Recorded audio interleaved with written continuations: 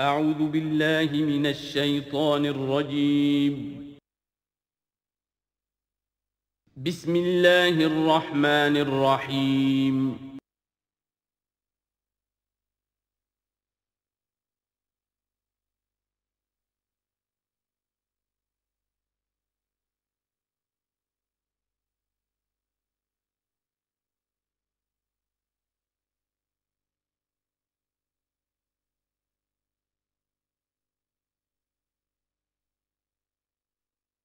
اعوذ باللہ من الشیطان الرجیم بسم اللہ الرحمن الرحیم الذین ينفقون اموالهم باللیل والنہار سرا وعلانیۃ فلہم اجرہم عند ربہم ولا خوف علیہم ولا هم یحزنون الذین یأکلون الربا لا یقومون الا کما یقوم الذی یتخبطہ الشیطان من المس ذلک بأنہم قالوا انما البیع مثل الربا وأحل اللہ البیع وحرم الربا فمن جاءه موعظة من ربه فانتهى فله ما سلف وأمره إلى الله ومن عاد فأولئك أصحاب النار هم فيها خالدون صدق الله العظيم رب اشرح لي صدري ويسر لي أمري واحلل عقدة من لساني يفقهوا قولي۔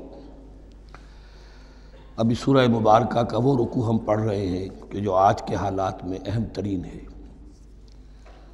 اس لیے کہ اس دور میں اللہ کے خلاف بغاوت کی سب سے بڑی شکل تو ہے غیر اللہ کی حاکمیت کا تصور۔ سب سے بڑا شرک یہ ہے، نفسیاتی اعتبار سے سب سے بڑا شرک، مادے پر توکل، بتوں سے تجھ کو امید خدا سے نو امیدی، مجھے بتا تو صحیح اور کافری کیا ہے۔ لیکن یہ نفسیاتی اور داخلی بات ہے۔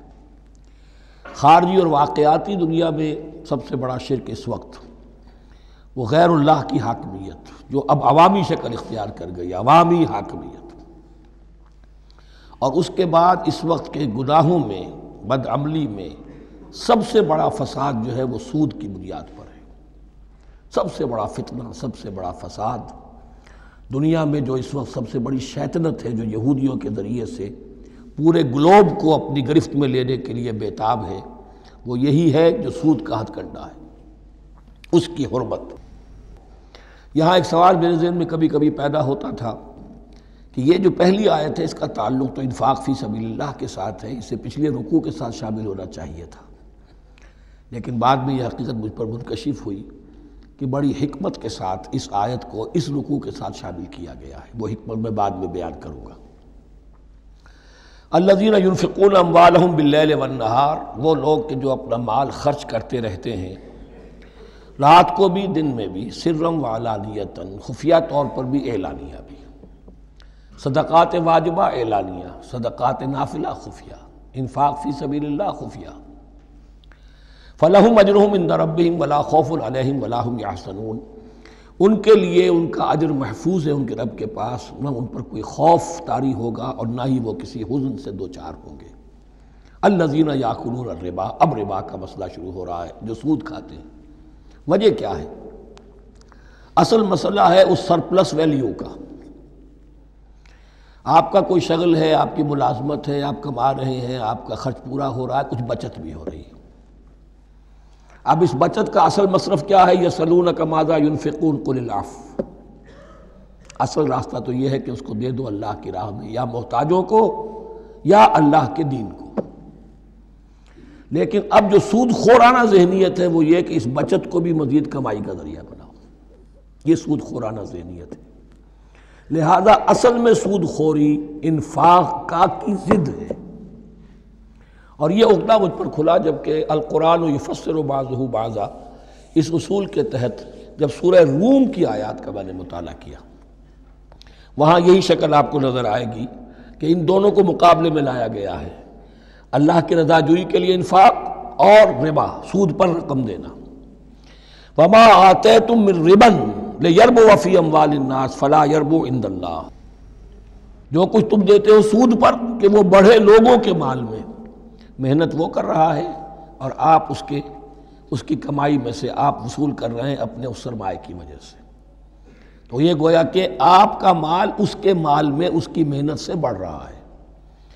الذی ما آتیتم من ربا لیربو فی اموال الناس فلا یربو عند اللہ، اللہ کے ہاں بڑھوتری نہیں ہوتی. وما آتیتم من زکاۃ تریدون وجہ اللہ فاولئک هم المضعفون، اور وہ جو تم زکوٰۃ اور صدقات میں دے دیتے ہو اللہ کی رضا جوئی کے لیے، تو وہ ہیں جو دوہرے چوہرے کر رہے ہیں، ان کا مال بڑھ رہا ہے، اس کی بڑھوتری ہو رہی ہے. تو انفاق فی سبیل اللہ، صدقات، زکوٰۃ، اس کے بالمقابل، اس کے برعکس ہے اپنی اس بچت کے مال کو. اور آپ کو معلوم ہے آج کی بینکنگ سسٹم کا سب سے زیادہ زور بچت کی اسکیم، اور یہ سب کا سب جو ہے در حقیقت saving bank, saving account, save کرو، لیکن سیو کرو مزید کمانے کے لیے. سیو جو ہے اس لیے نہیں ہے کہ اپنا پیٹ کاٹو اور غرباء کو دو، اپنا سٹینڈرڈ آف لیونگ کم کرو اور اللہ کے دین کے لیے خرچ کرو، یہ نہیں، بلکہ اس لیے کہ وہ جو تم بچاؤ وہ ہمیں دو، تاکہ وہ ہم سود پر زیادہ رقم، زیادہ شرح سود پر دوسروں کو دے اور تھوڑا شرح سود تمہیں دے دے. اب اس کے برعکس ہے الذین یاکلون الربا، جو لوگ سود کھاتے ہیں، لا یقومون الا کما یقوم الذی یتخبطہ الشیطان من المس، وہ نہیں کھڑے ہوتے مگر ان کی طرح سے کہ جن کو شیطان نے مخبوط الحواس بنا دیا ہو چھو کر. یہاں عام طور پر یہ سمجھا گیا کہ یہ قیامت کے دن کا نقشہ ہے. یہ قیامت کے دن کا نقشہ تو ہوگا ہی، اس دنیا میں بھی سود خوروں کا حال یہی ہے. اور اگر ان کا نقشہ دیکھنا ہو تو کسی سٹاک ایکسچینج کو جا کے دیکھ لیجئے، معلوم ہوگا دیوانے ہیں، پاگل ہیں، چیخ رہے ہیں، دوڑ رہے ہیں، بھاگ رہے ہیں. وہ انسان نہیں نظر آتے اس وقت جو بھی کچھ ہو رہا ہوتا سٹاک ایکسچینج کے اندر. مخبوط الحواس انسان جو ہے وہ ہو جاتا ہے یہ سود خوری کی وجہ سے. الذین یاکلون الربا لا یقومون الا کما یقوم الذی یتخبطہ الشیطان من المس ذلک بانہم قالوا انما البیع مثل الربا. اور ان کے سب سے بڑھ کر مخبوط الحواس ہونے کا مظہر یہ ہے، یہ اس لیے کہ وہ کہتے ہیں کہ بیع بھی تو ربا کی طرح ہے، بیع بھی تو سود ہے. میں نے 100 روپے کا مال خریدا، 110 میں بیچ دیا، 10 بچ گئے، یہ ربا ہے. ربا جائز ہے. 100 روپے کسی کو دیے اور 110 لیے، یہ سود ہو گیا. بھائی کیوں ہو گیا؟ 100 روپے کی شے دے دی، یہ 100 روپیہ دے دیا، کیا فرق پڑا؟ 10 لاکھ کا مکان بنایا، 4000 کے قرضے کے ماہانہ کرائے پر دے دیا، جائز ہو گیا. 10 لاکھ کسی کو دیا اور اس سے 4000 روپیہ مہینہ دینا شروع کیا، یہ سود ہو گیا، حرام ہو گیا. عقلی طور پر یہ باتیں ہیں کہ جو سود کے حامیوں کی طرف سے کہی جاتی ہیں. انما البیع مثل الربا، بیع میں بھی جو نفع ہوتا ہے، ربح اور ربا یہ میں اس وقت بیان کر چکا ہوں سورہ بقرہ کے دوسرے رکوع کے ضمن میں. تو یہ جان لیجئے کہ اس ظاہری سی مناسبت کی وجہ سے ان کا مخبوط الحواس لوگ جو ہیں وہ اس دونوں کے اندر کوئی فرق محسوس نہیں کرتے. یہاں اللہ تعالیٰ نے ان کے قول کا عقلی جواب نہیں دیا، بلکہ جواب کیا دیا؟ احل اللہ البیع وحرم الربا. اللہ نے بیع کو حلال قرار دیا ہے اور ربا کو حرام قرار دیا ہے. اب تم بات یہ کرو، اللہ کو مانتے ہو یا نہیں؟ رسول کو مانتے ہو یا نہیں؟ قرآن کو مانتے ہو کہ نہیں؟ یا اپنی عقل کو مانتے ہو؟ اگر تم مسلمان ہو، اگر تم مومن ہو تو اللہ کا حکم جو وہ فرمائے، نہ صرف اللہ کا، جو رسول کا ہے. ما آتاکم الرسول فخذوہ وما نہاکم عنہ فانتہوا، جو کچھ رسول تمہیں دے لے لو، اور جس چیز سے روک دے رک جاؤ. یہ تو شریعت کا معاملہ ہے. ویسے اس میں جو فرق واقع ہوتا ہے وہ یہ ہے کہ ایک ہے فلوئڈ منی، فلوئڈ کیپٹل، ایک ہے فکسڈ کیپٹل. مکان 10 لاکھ کا ہے، لیکن مکان سے جو شخص رہ رہا فائدہ کیا اٹھائے گا؟ 1 مہینے رہے گا نا، بس اس کا بدل آپ نے لے لیا. 10 لاکھ روپے کسی کو نقد دے دیے، وہ کسی کام میں لگائے گا، 12 لاکھ بھی بن سکتے ہیں، 15 بھی لگ سکتے ہیں، 8 بھی رہ سکتے ہیں. اس میں آپ نے فکسڈ اگر لیا تو یہ حرام ہے. ان دونوں میں اگرچہ عام طور پہ کہا جائے گا یہ بھی کیپٹل ہے وہ بھی کیپٹل ہے، مکان بھی تو سرمایہ کی ایک شکل ہے، لیکن یہ فکسڈ کیپٹل ہے، اس کی شکل بدل نہیں رہی ہے. اس مکان میں تو ایک شخص رہ جائے گا، سکنا ہوگا، اس کی رہائش ہے، یا آپ کہیں گے اس کی ویئر اینڈ ٹیئر ہے تو اس کا آپ نے بدل لے لیا، بس ختم. لیکن وہ جائے گا، وہ مکان آپ کے لیے رہ جائے گا. لیکن یہ کہ 10 لاکھ جس کو دیا نقد، وہ کاروبار کرے گا، کچھ اور کہیں لگائے گا، اس کے اندر اضافہ بھی ہو سکتا ہے، کمی بھی ہو سکتی ہے. اس میں پھر فکسڈ پروفٹ لینا یہ ہے حرام، اور ان دونوں میں کوئی مناسبت نہیں. لیکن اللہ تعالیٰ نے یہ جواب نہیں دیا. جواب دیا احل اللہ البیع وحرم الربا فمن جاءہ موعظۃ من ربہ فانتہی فلہ ما سلف، تو جس شخص کے پاس اس کے رب کی طرف سے یہ نصیحت پہنچ گئی اور وہ باز آ گیا، رک گیا، فلہ ما سلف، تو جو کچھ پہلے وہ لے چکا ہے وہ اس کا ہے، وہ اس سے واپس نہیں لیا جائے گا، حساب کتاب نہیں کیا جائے گا کہ تم اتنا سود کھا چکے ہو واپس کرو۔ لیکن اس کا یہ مطلب بھی نہیں کہ اس کا کوئی گناہ ان پر نہیں ہوگا، وَأَمْرُهُ إِلَى اللَّهِ، اللہ کے حوالے رہے گا، معلق رہے گا، اللہ چاہے گا تو معاف بھی کر دے گا اور اللہ چاہے گا تو پچھلے سود کے اوپر بھی اس کی سرزنش ہوگی۔ أَمْرُهُ إِلَى اللَّهِ وَمَنْ عَادَ، لیکن اس نصیحت کے آنے کے بعد بھی جس نے دوبارہ یہ حرکت کی فَأُولَٰئِكَ أَصْحَابُ النَّارِ هُمْ فِيهَا خَالِدُونَ، تو یہ جہنمی ہے اور اس میں ہمیشہ ہمیشہ رہیں گے۔ يَمْحَقُ اللَّهُ الرِّبَا وَيُرْبِي الصَّدَقَاتِ، اللہ تعالیٰ ربا کو مٹاتا ہے، دباتا ہے۔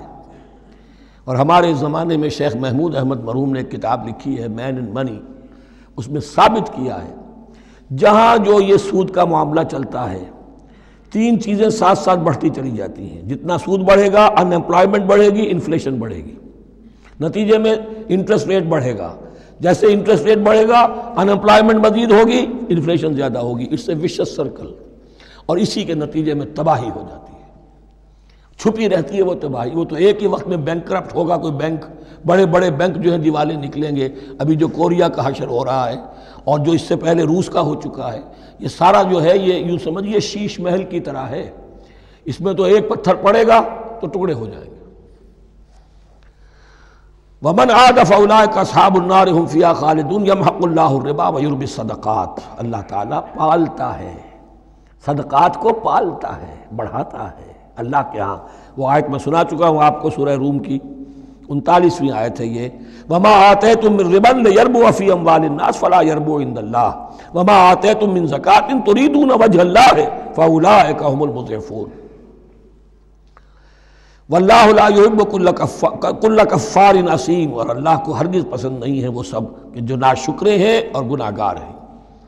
ان الذين آمنوا وعملوا الصالحات واقاموا الصلاة وآتوا الزكاة لهم اجرهم عند ربهم ولا خوف عليهم ولا هم يحزنون، ہاں جو لوگ ایمان لائیں اور نیک عمل کریں، نیک عمل میں ظاہر بات ہے جو شے حرام ہے اس کا چھوڑ دینا بھی لازم ہے، اور نماز قائم رکھیں، زکوٰۃ ادا کریں، ان کے لیے ان کا اجر محفوظ ہے ان کے رب کے پاس، ولا خوف علیہم ولا هم يحزنون۔ یا ایھا الذین آمنوا اتقوا اللہ وذروا ما بقی من الربا، اے ایمان والو اللہ کا تقوی اختیار کرو اور چھوڑ دو جو رہ گیا ہے سود میں سے۔ آج فیصلہ کر لو کہ جو بھی کچھ تم نے کسی کو قرض دیا تھا اب اس کا سود چھوڑو۔ یا ایھا الذین آمنوا اتقوا اللہ وذروا ما بقی من الربا ان کنتم مؤمنین، اگر تم مومن ہو، فإن لم تفعلوا، اور اگر تم نے ایسا نہ کیا، باز نہ آئے، فاذنوا، تو کان کھول کر سن لو، بحرب من اللہ ورسولہ، اللہ اور اس کے رسول کی طرف سے اعلان جنگ، یہ الٹیمیٹم ہے اگر باز نہیں آتے سود سے۔ دیکھیے کسی اور گناہ پر یہ بات نہیں آئی، اللہ اور اس کے رسول کی طرف سے اعلان جنگ۔ وَإِن تُبْتُمْ فَلَكُمْ رُءُوسُ أَمْوَالِكُمْ، اگر تم توبہ کرو تو تمہارے جو اصل راس المال ہیں وہ تمہیں لوٹا دیے جائیں گے۔ سود چھوڑ دو، راس المال واپس لے لو۔ لا تظلمون ولا تظلمون، نہ تم ظلم کرو سود لے کر اور نہ تم پر ظلم کیا جائے کہ تمہارا راس المال بھی دبا دیا جائے۔ لا تظلمون ولا تظلمون وَإِن كَانَ ذُو عُسْرَةٍ، اور اگر تمہارا جو مقروض ہے وہ تنگی میں ہے، وہ تنگ دستی میں ہے، فَنَظِرَةٌ إِلَىٰ مَيْسَرَةٍ، تو انہیں انتظار کرو، پھر اسے مہلت دو کہ اس کے ہاں کشادگی پیدا ہو جائے، آسانی سے وہ آپ کی رقم، آپ کا قرض واپس کر سکے۔ لیکن اس سے بھی آگے وَأَن تَصَدَّقُوا خَيْرٌ لَكُمْ، تم صدقہ ہی کر دو، تمہارا بھائی غریب تھا، اس کو تم نے قرض دیا تھا، کچھ سود لے کر کھا بھی چکے ہو، اب جو ہے سود، اب تو باقی سود کو تو چھوڑا ہی ہے، اگر وہ راس المال بھی بخش دو اس کو، یہ انفاق ہو جائے گا، یہ قرض حسنہ اللہ کو ہو جائے گا، یہ تمہارا جو ہے ذخیرہ آخرت بن جائے گا۔ تو یوں سمجھیے کہ جو بھی جو ہے جس کو سرپلس ویلیو میں نے کہا تھا اسلامی معیشت کے اندر، جو بچت ہے آپ کی، اس بچت کا سب سے اونچا مصرف کیا ہے؟ صدقہ دے دو، انفاق کر دو۔ اس سے کم تر کیا ہے؟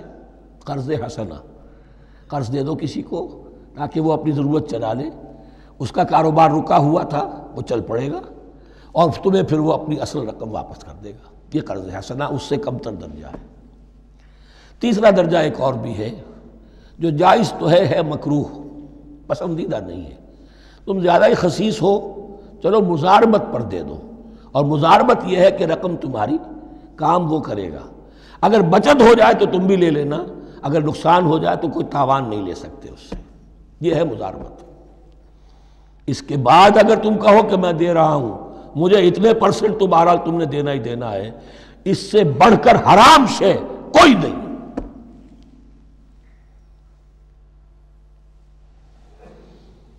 وَإِنْ كَانَ ذُو عُسْرَةٍ فَنَظْرَةٌ إِلَىٰ مَيْسَرَةٍ، تو اگر وہ ہے مقروض تمہارا وہ تنگی میں ہے تو پھر انتظار کرو، اسے مہلت دو اس کی کشائش تک.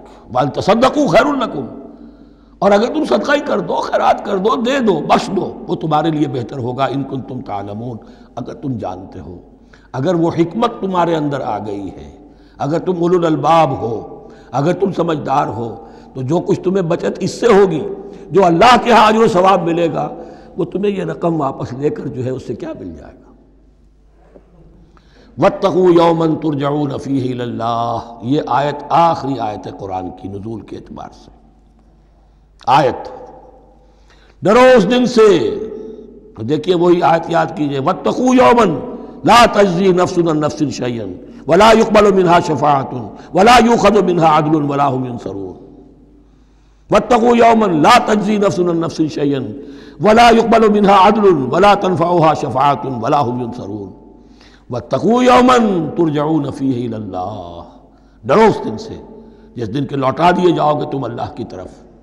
ثم توفیٰ کل نفس ما کسبت، پھر ہر جان کو پورا پورا دے دیا جائے گا جو کمائی اس نے کی ہوگی. وہم لا یظلمون، اور ان پر کوئی ظلم نہیں ہوگا. اب یہ قرآن مجید کی طویل ترین آیت آ رہی ہے، آیت دین. کوئی قرض کا معاملہ ہے، کوئی قرض کا معاملہ ہے کہ آپ نے کسی کو قرض دیا، یا کوئی کاروباری معاملہ ہے، اشتراک ہے جس میں کہ جو بھی ہوگا بعد میں نتائج نکلیں گے. ان سب کے بارے میں حکم ہے کہ لکھ لیا کرو. ہم کیا کرتے ہیں قرض دیتے ہوئے، اب دوست ہے، بھائی ہے، عزیز ہے، کیا لکھوانا، اس سے کیا کہے گا، اعتماد نہیں ہے. کاروبار شروع ہو گیا، زبانی باتیں کر لی، اس کے بعد رو رہے ہیں، چیخ رہے ہیں، چلا رہے ہیں. یا ایھا الذین آمنوا اذا تداینتم بدین الی اجل مسمى فاکتبوہ، اے اہل ایمان جب بھی تم کوئی معاملہ کرو قرض کا ایک وقت معین تک کے لیے، ایک تو وقت معین ہونا چاہیے، یہ قرض دے رہے ہیں کب واپس ہوگا، فاکتبوہ، تو اس کو لکھ لیا کرو. یہ فعل امر ہے، الامر للوجوب، واجب ہے یہ. وَلْيَكْتُبْ بَيْنَكُمْ كَاتِبٌ بِالْعَدْلِ، اور چاہیے کہ کوئی لکھنے والا تمہارے مابین عدل کے ساتھ، لکھنے والا کوئی ڈنڈی نہ مار جائے، انہیں بھی چاہیے کہ وہ صحیح صحیح لکھے. وَلَا يَأْبَ كَاتِبٌ أَن يَكْتُبَ كَمَا عَلَّمَهُ اللَّهُ فَلْيَكْتُبْ، اور کسی بھی شخص کو جسے اللہ نے سکھایا ہوا ہے کتابت لکھنے کا کام، تو اس کو انکار نہیں کرنا چاہیے لکھنے سے. اللہ نے اسے یہ علم دیا ہے، اسے چاہیے کہ لکھنے، اس لیے کہ اس معاشرے میں پڑھے لکھے لوگ تو بہت کم ہوتے تھے. اب بھی یہ ہوتا ہے، عرائض نویس وغیرہ ہوتے ہیں، وثیقہ نویس ہوتے ہیں، پیسے دے کے ان کو جو لکھواتے ہیں. لیکن اگر کوئی وثیقہ نویس جو ہے بے ایمانی کرے اور لکھنے میں کوئی کمی کر جائے تو جو جس کے اوپر ذمہ داری ہے اسے نقصان پہنچ جائے گا. وَلْيَكْتُبْ بَيْنَكُمْ كَاتِبٌ بِالْعَدْلِ، اور چاہیے کہ لکھنے والا تمہارے مابین انصاف کے ساتھ لکھے. وَلَا يَأْبَ كَاتِبٌ أَن يَكْتُبَ كَمَا عَلَّمَهُ اللَّهُ فَلْيَكْتُبْ، اور نہ انکار کرے کوئی لکھنے والا اس سے کہ وہ لکھے جیسے اللہ نے اسے سکھایا ہے، تو لکھنا چاہیے. وَلْيُمْلِلِ الَّذِي عَلَيْهِ الْحَقُّ، لکھتے وقت املا وہ کرائے جس کے ذمے رقم آ رہی ہے، جس پر حق آ رہا ہے، علیہ الحق، وہ لکھوائے. جس کا مال ہے وہ نہ لکھوائے، جس پر ذمہ داری آ رہی ہے وہ لکھوائے کہ میں کیا ذمہ داری لے رہا ہوں. وَلْيَتَّقِ اللَّهَ رَبَّهُ، اور اللہ سے ڈرتا رہے اپنے رب سے. وَلَا يَبْخَسْ مِنْهُ شَيْئًا، اور لکھوانے میں اس میں سے کوئی شے کم نہ کر دے. فَإِنْ كَانَ الَّذِي عَلَيْهِ الْحَقُّ سَفِيهًا، اب اگر وہ جو مقروض ہے، جو قرض لے رہا ہے، جس کے ذمے کوئی ذمہ داری آ رہی ہے، وہ ناسمجھ ہے یا بوڑھا ہے، ضعیف ہے، اور لا یستطیع ان یملا، یا اس کے اندر یہ اتنی صلاحیت نہیں ہے کہ املا کرا سکے، یہاں املا کے معنی میں ہے. ہوا فلیملل ولیہ بالعدل، تو اگر وہ نہیں املا کرا سکتا تو اس کا کوئی ولی ہو، اس کا کوئی وکیل ہو، اس کا کوئی اٹارنی ہو، وہ اس کی طرف سے اس کو لکھوائے۔ واستشہدوا شہیدین من رجالکم، یہ ایک ہی آیت چل رہی ہے ابھی، پورے رکوع کے اوپر ایک آیت پھیلی ہوئی ہے، سوائے آخر میں تھوڑا سا حصہ دوسری آیت آئے گی۔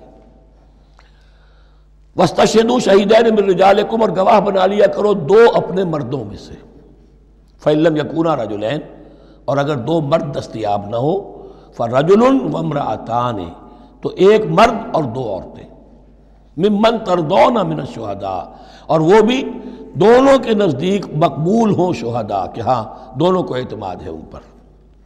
اب یہ جو سوال آ گیا کہ ایک مرد کی جگہ دو عورتیں، دو مرد یا پھر ایک مرد کا ہونا تو لازم ہو گیا، محض عورت کی گواہی نہیں چلے گی، لیکن اس کا آیا مسئلہ ہر قسم کے معاملے کا ہے یا قرض اور مالی معاملات میں وثیقہ نویسی کا، یہ ایک علیحدہ مسئلہ ہے، یہ تو باتیں پھر فقہا کے ہاں تفصیل سے ملتی ہیں، لیکن یہ مسئلہ موجود ہے کہ دو مرد، اور اگر دو مرد دستیاب نہ ہوں تو ایک مرد اور دو عورتیں، تو سوال تو پیدا ہو گیا کہ کیا عورت کی گواہی عادی ہے؟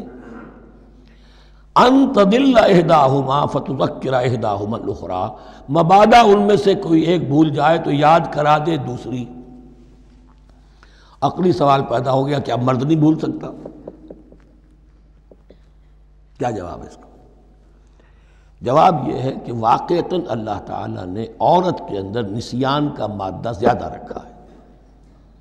الا یعلم من خلق وہو اللطیف الخبیر، کیا وہی نہ جانے گا جس نے پیدا کیا ہے؟ اس نے پیدا کیا ہے، وہ جانتا ہے۔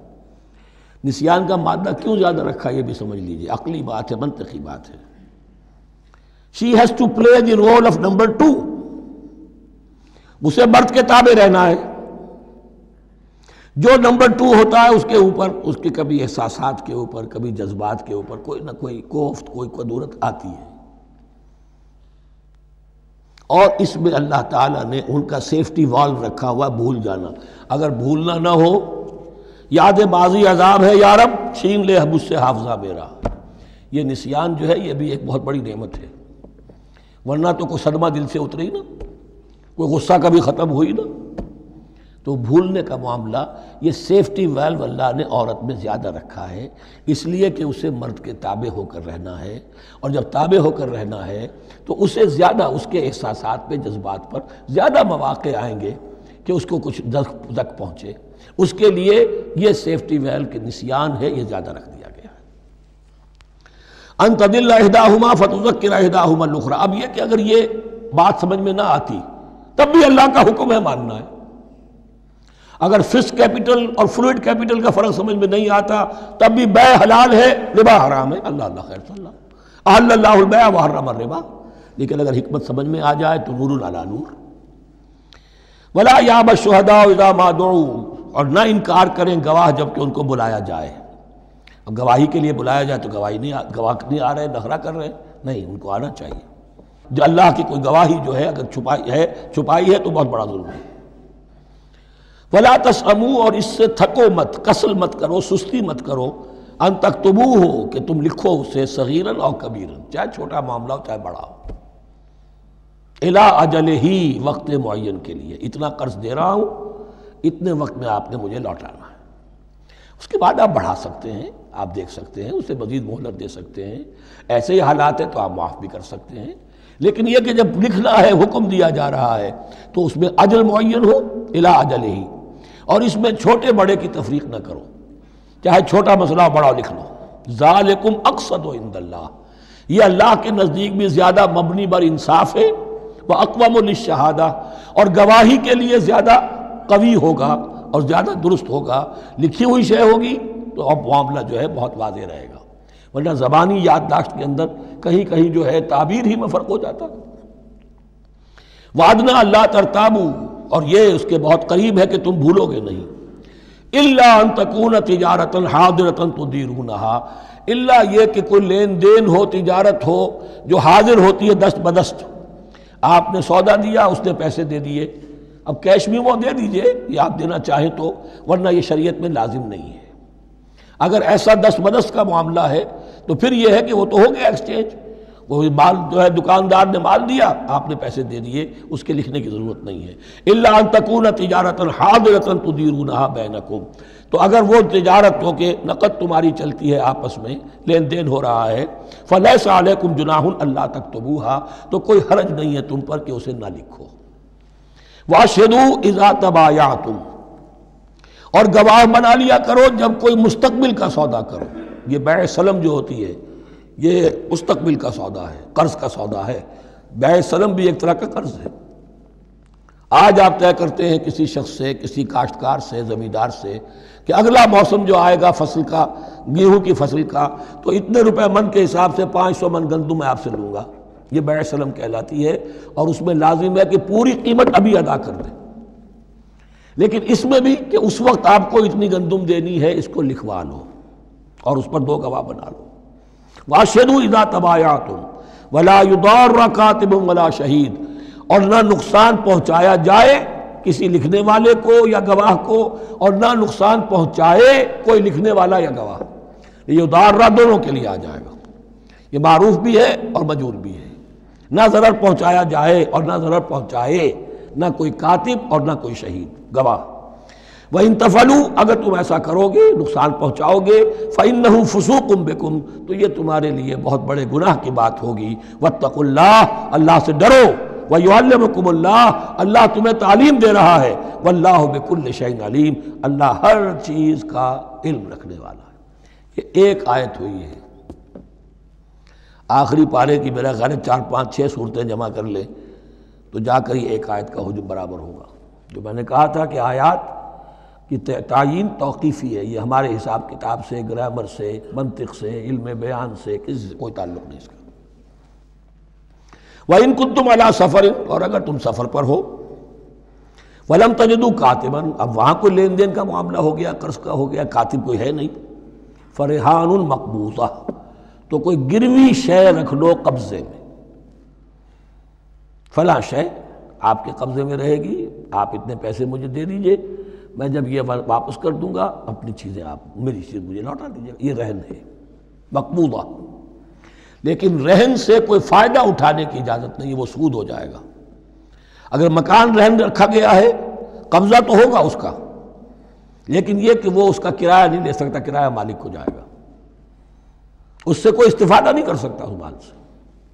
رہان مقبوضہ۔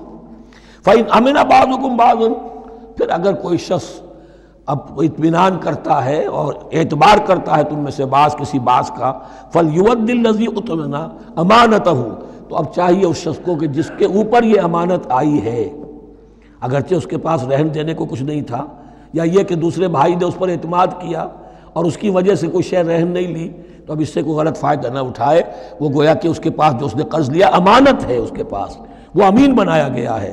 فَلْيُؤَدِّ الَّذِي اؤْتُمِنَ أَمَانَتَهُ، کہ اپنی امانت واپس لوٹائے، وَلْيَتَّقِ اللَّهَ رَبَّهُ، اور ڈرے اللہ سے جو اس کا رب ہے۔ وَلَا تَكْتُمُوا الشَّهَادَةَ، اور دیکھو گواہی کو چھپایا نہ کرو، وَمَنْ يَكْتُمْهَا فَإِنَّهُ آثِمٌ قَلْبُهُ، اور جو کوئی گواہی کو چھپائے گا تو اس کا دل گناہ میں مبتلا ہو جائے گا، دل داغدار ہو گیا تو رہ کیا گیا۔ وَاللَّهُ بِمَا تَعْمَلُونَ عَلِيمٌ، اور جو کچھ تم کر رہے ہو اللہ اسے جانتا ہے۔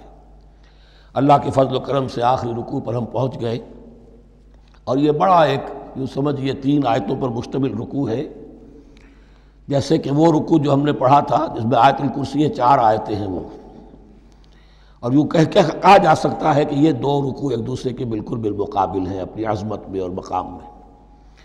آیت الکرسی کی جگہ یہاں ایک دعا کی آیت ہے، جامع ترین دعا جو آئے گی آخری آیت میں، للہ ما فی السماوات و ما فی الارض۔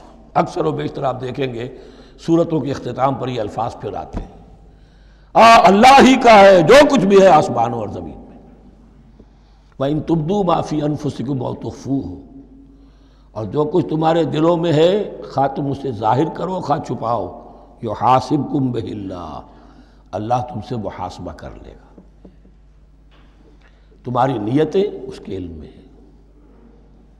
إِنَّ اللَّهَ لَا يَنظُرُ إِلَىٰ صُوَرِكُمْ وَلَا إِلَىٰ أَمْوَالِكُمْ وَلَٰكِنْ يَنظُرُ إِلَىٰ قُلُوبِكُمْ وَأَعْمَالِكُمْ، اللہ تمہاری صورتوں کو نہیں دیکھتا، تمہارے مال و دولت کو نہیں دیکھتا، تمہارے دل کو دیکھتا ہے۔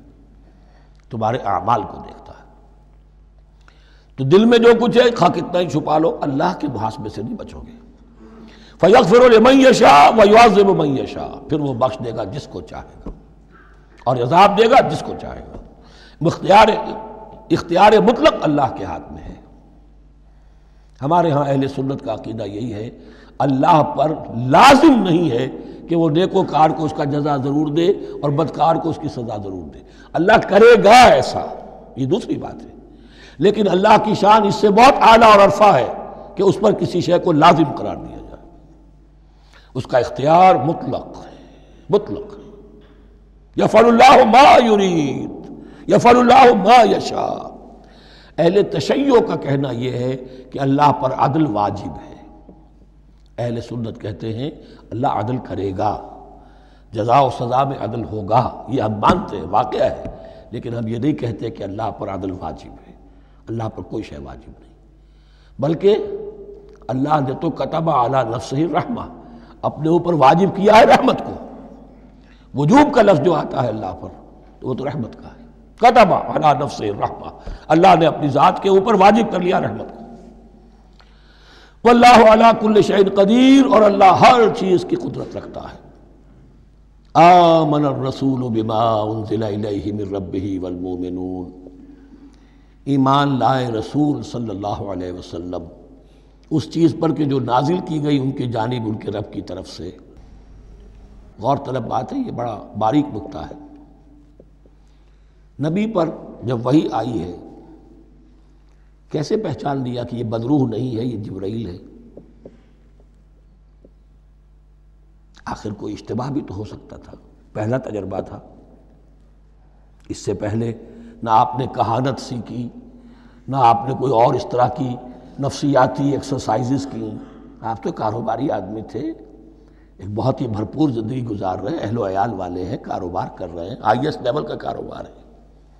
تو فطرت جو ہے وہ پہچانتی ہے، نبی کی فطرت وہ اتنی پاک اور صاف ہوتی ہے کہ اس کے اوپر کوئی بدروح کا کوئی اثر ہو ہی نہیں سکتا۔ بہرحال ہمارے لیے بڑی تسکین کی بات ہے کہ اللہ تعالیٰ نے رسول کے ایمان کے تذکرے کے ساتھ ہمارے ایمان کا تذکرہ کیا۔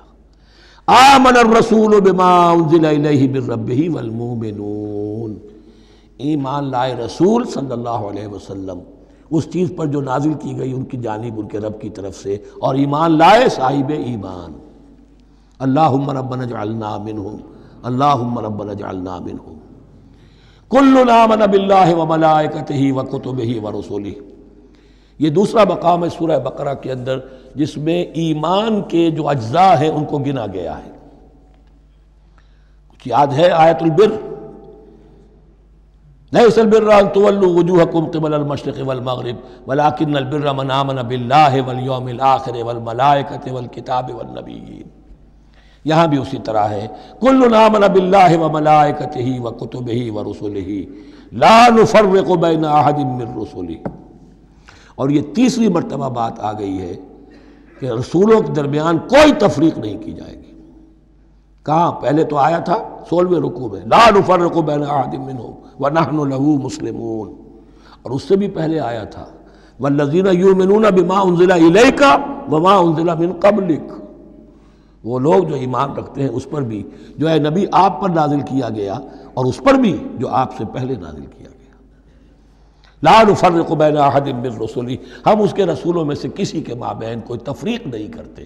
تفضیل اسی صورت میں ثابت ہے، تلک الرسل فضلنا بعضهم علی بعض منہم من کلم اللہ ورفع بعضهم درجات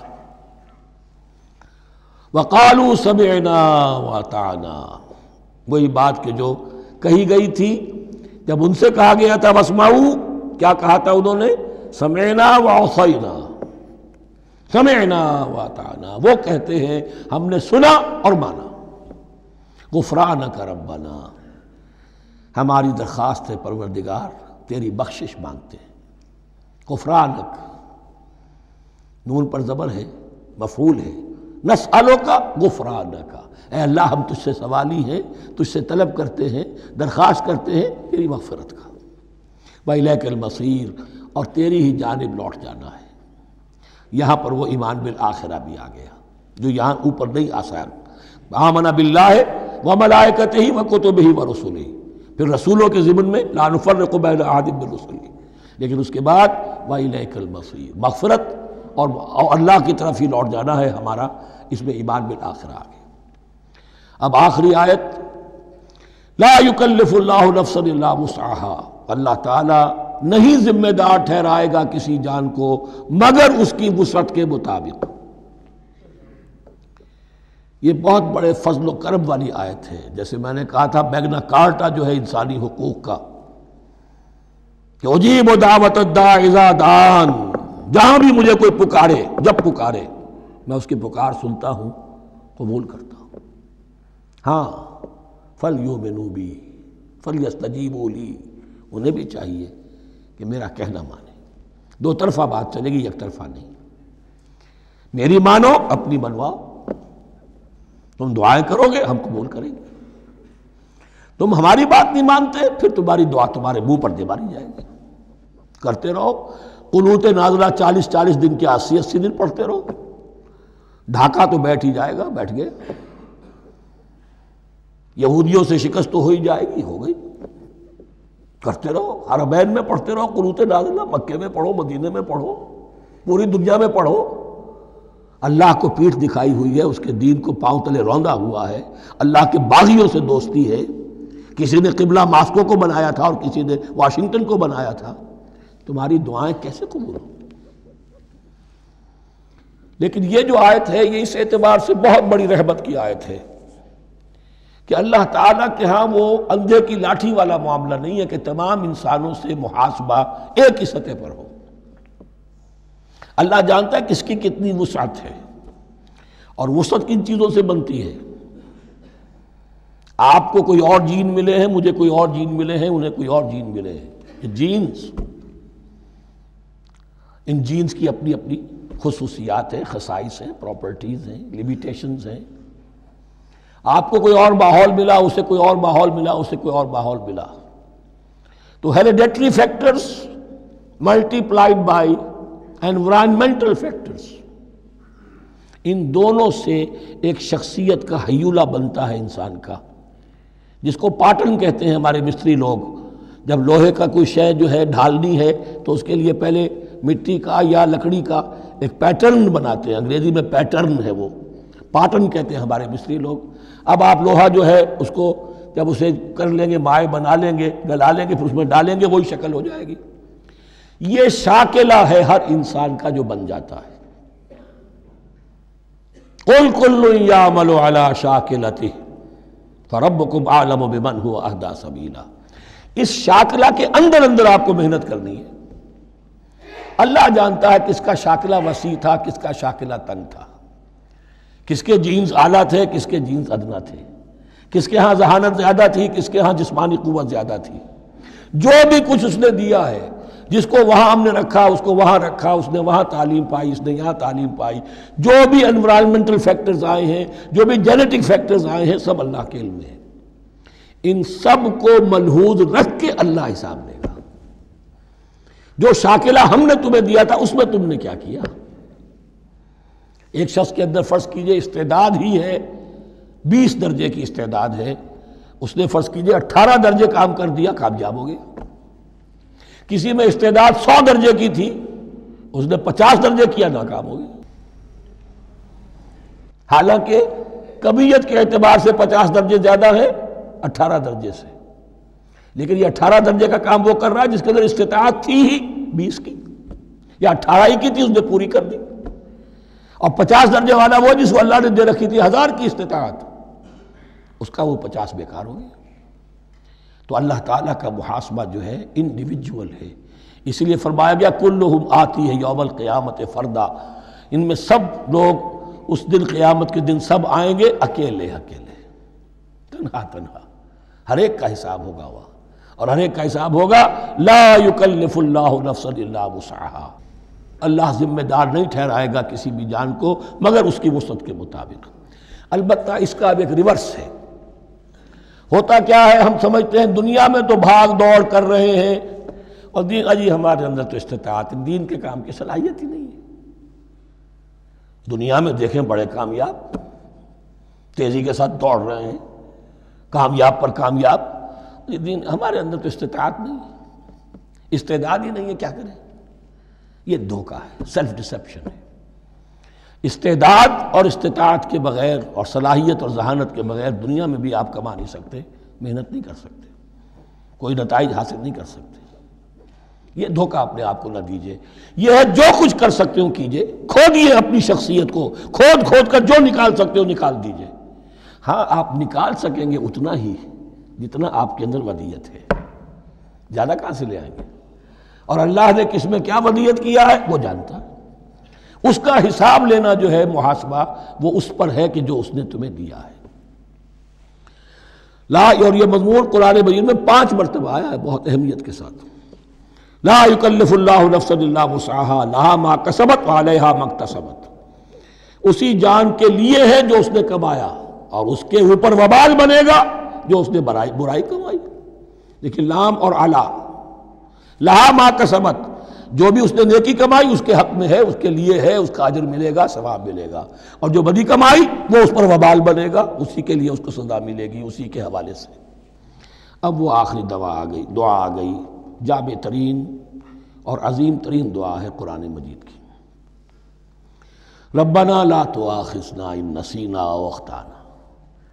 اہل ایمان کے راستے پر، عمل صالح کے راستے پر مقدور بھر، امکان بھر اپنی شخصیت کے کونوں کھدروں میں سے بھی نکال کر، اپنی ریزیڈول انرجیز کو بھی نکال کر اللہ کی راہ میں لگا دیں، لیکن اس کے بعد بھی کوئی غرہ نہ ہو، کوئی غرور نہ ہو، کوئی اپنی محنت پر، اپنی نیکی پر، اپنی کمائی پر، اپنے کارناموں پر کہیں انسان دھوکہ نہ کھا جائے۔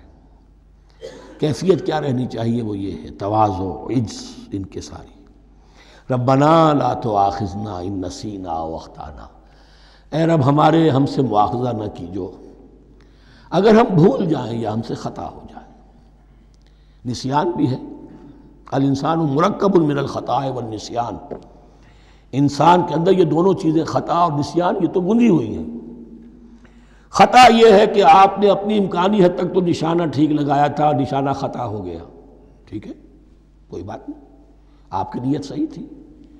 ایک اجتہاد کرنے والا اجتہاد کر رہا ہے، امکانی حد تک اس نے کوشش کی ہے کہ صحیح رائے تک پہنچے، لیکن خطا ہو گئی، اللہ معاف کرے گا۔ اس نے اپنی امکانی کوشش کی تھی، لہذا اسے ثواب ملے گا۔ مجتہد مخطی بھی ہو تو ثواب ملے گا، مجتہد مصیب ہے، صحیح رائے پر پہنچ گیا ہے تو دوہرا ثواب ملے گا، لیکن مجتہد مخطی ہے تب بھی ثواب ملے گا۔ تو بھول چوک پر، یہ بھول چوک، خطا جو ہے چوک صحیح ہے بالکل لفظ اس کے لیے، چوک جانا، نشانہ چوک گیا۔ تو اے پروردگار، جو بھی ہم سے سرزد ہو جائے، غلطی ہو جائے، بھول کی وجہ سے یا خطا کی وجہ سے، اس پر مواخذہ نہ کیجو۔ ربنا ولا تحمل علینا اصرا کما حملتہ علی الذین من قبلنا، اور اے رب ہمارے، ہم پر وہ بوجھ نہ ڈالیو جس سے ہم لے کر چل نہ سکیں۔ دیکھیے ایک حمل ہوتا ہے جس سے حمال کا لفظ بنا ہے، جس کو لے کر انسان چلتا ہے۔ حمال اس بوری کو یا بوجھ کو اٹھا کر چل رہا ہے، جو آپ کی طاقت میں ہے اور جس سے لے کر آپ چل سکیں وہ ہے حمل، اور جو ہو آپ کو بٹھا دے، اسر اس کو کہتے ہیں۔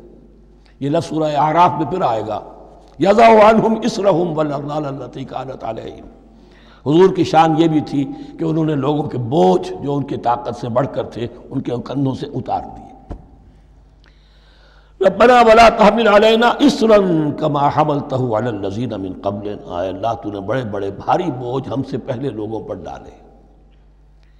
شریعت بھی پہلے بھاری تھی، بہت سے معاملات ہم نے دیکھ لیے، روزہ ہمارے لیے کتنا آسان کر دیا گیا، رات کو نکال دیا روزے سے، کہہ دیا خاص طور پہ کھاؤ پیو ضرور، سحری ضرور کرو، تسحروا فإن فی السحور برکہ، کتنی آسانی ہے۔ رات میں تعلق زن و شو کی اجازت ہے، وہاں ان کے روزے میں چپ بھی تھا، چپ بھی رہو، نہ کھاؤ نہ پیو، نہ تعلق زن و شو، نہ گفتگو، تو آسانی کی ہے۔ ان کے ہاں یوم سبت کا حکم تھا اتنا سخت، کوئی کام نہیں کرو گے۔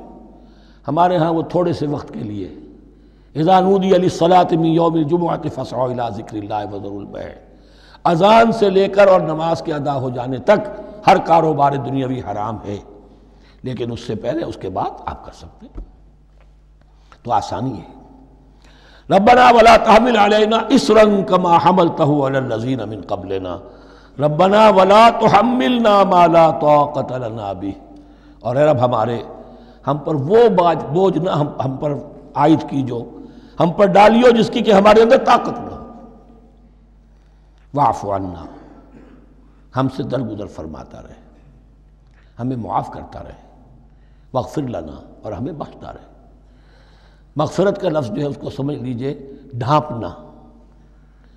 مغفر کہتے ہیں خود کو، جو ہیلمٹ پیٹا ہوتا ہے تاکہ گولی جو ہے وہ سر پہ لگے تو یہ آپ کو بچا لے۔ مغفر خود پہنتے تھے تلوار کے وار سے سر کو بچانے کے لیے، سر کو ڈھانپا ہوا مغفر سے۔ تو گناہ کو اللہ تعالیٰ اپنی رحمت سے ڈھانپ دے۔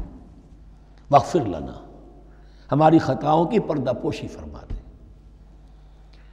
ورحمنا، اور ہم پر رحم فرما۔ انت مولانا، تو ہمارا مولا ہے، والی ہے، ہمارا پشت پناہ ہے، مددگار ہے۔ اللہ ولی الذین آمنوا یخرجہم من الظلمات الی النور فانصرنا علی القوم الکافرین، پس ہماری مدد فرما کافروں کے مقابلے میں۔ انہی الفاظ پر وہ دعا ختم ہوئی تھی جو طالوت کے ساتھیوں نے کی تھی علیہ الصلوۃ والسلام۔ اصل میں یہ دعا اب تلقین کی جا رہی ہے، مرحلہ سخت آ رہا ہے، مرحلہ سخت ہے اور جان عزیز، تاب لاتے ہی بنے گی غالب۔ اب وہ مرحلہ آ رہا ہے، اس کے لیے تیار ہو جاؤ۔ یہ سارا حصہ جو ہے در حقیقت یہ تمہید ہے غزوہ بدر کی۔ بارک اللہ لی ولکم فی القرآن العظیم ونفعنی وإیاکم بالآیات والذکر الحکیم۔